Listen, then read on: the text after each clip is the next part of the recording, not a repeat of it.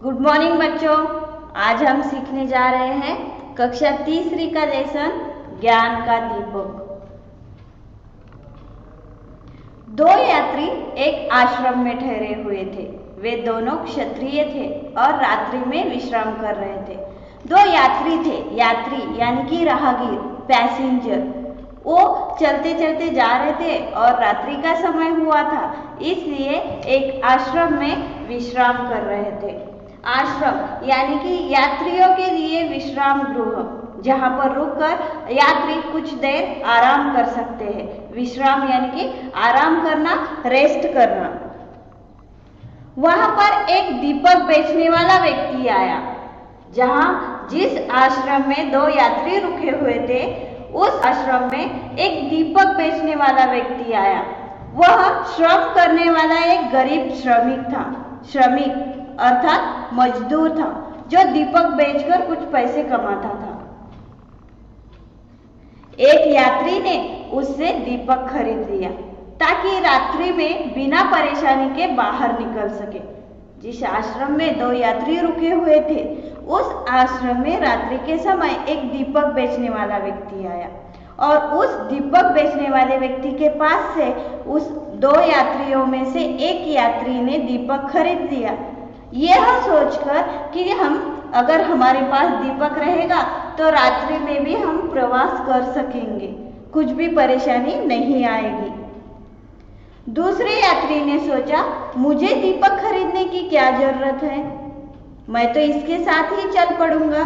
जो पहला यात्री था, दीपक खरीद लिया, उसके साथ ही मैं चल पड़ूंगा, मुझे अलग से दीपक खरीदने की क्या जरूरत थी।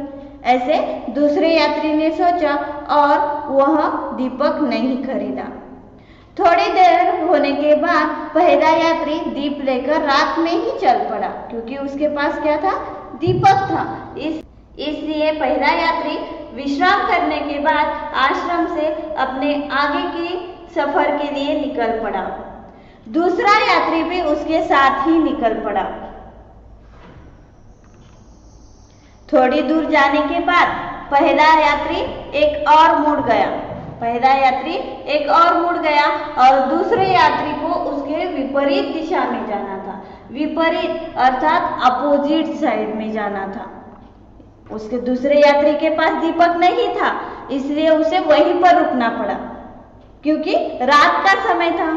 वो आगे चलकर जा नहीं सकता था और पीछे आश्रम में भी वापस लौट नहीं सकता था, इसीलिए उसे रास्ते में ही रुकना पड़ा। वहीं से महात्मा बुद्ध गुजर रहे थे। वहीं से कौन गुजर रहे थे? महात्मा बुद्ध गुजर रहे थे। उन्होंने यात्री को ज्ञान दिया कि यात्री, आप अपना दीपक स्वयं बनिए, अपने कार्य ही अपना दीप है, वही हमें सही मार्ग दिखाते हैं। जब दूसरे यात्री को रास्ते में ही रुकना पड़ा तो वहीं से महात्मा बुद्ध गुजर रहे थे और उन्होंने उस यात्री को ज्ञान दिया कि यात्री, आप अपना दीपक स्वयं बनिए, दूसरों के ऊपर निर्भर मत रहिए, अपने खुद के कार्य खुद करिए और हम जो कार्य करते हैं वही कार्य हमारा दीप बनकर हमारे आगे का मार्ग दिखाते हैं और वही हमें सही मार्ग दिखाते हैं। यात्री ने ज्ञानी साधु से क्षमा मांगी। उसे श्रम और ज्ञान का महत्व समझ आया। उसे समझ में आया उसने क्या भूल की थी।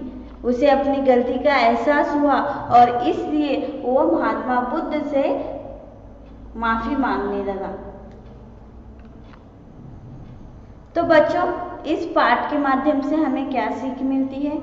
हमें सीख मिलती है कि हमें कभी भी दूसरों के ऊपर निर्भर नहीं रहना चाहिए। हमें खुद के काम खुद करना चाहिए। हमारे कार्य ही हमारा दीप है और हमें वही सही मार्ग दिखाते हैं। महात्मा बुद्ध उपदेश देते हैं, अंधेरे को कोसने से कहीं अच्छा है कि एक दीपक जला देना। इसका अर्थ ये होता है बच्चों कि दूसरों को दोष देने से अच्छा है कि हम खुद के कार्य खुद करें। धन्यवाद बच्चों।